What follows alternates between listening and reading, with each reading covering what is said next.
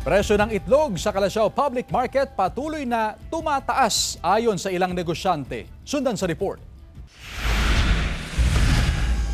Pumalo na sa 7.50 hanggang 9 pesos depende sa size ang kada piraso ng itlog sa pamilihang bayan ng Calasiao, Pangasinan. Ayon sa ilang tindera, Pebrero pa tumaas ang presyo ng mga itlog. Limitado umano ang supply ng itlog. Kulang sa supply kasi sabay-sabay silang nag-crush yung mga farm.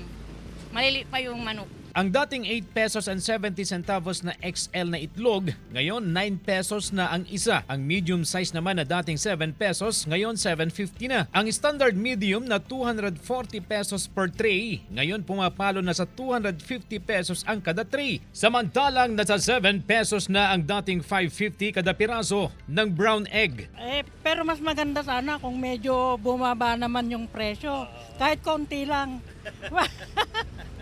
hindi na inangad yung mababa kasi kailangan din naman kumita ng mga kwan. Ayon sa Samahang Industriya ng Agrikultura, posibleng tatagal ang mataas na presyo ng itlog ng 3 buwan. Ang tingin natin pinakamaaga late of May to June na normalize. Kasama si Ron Tanyedo, CJ Torida, One North, Central Luzon.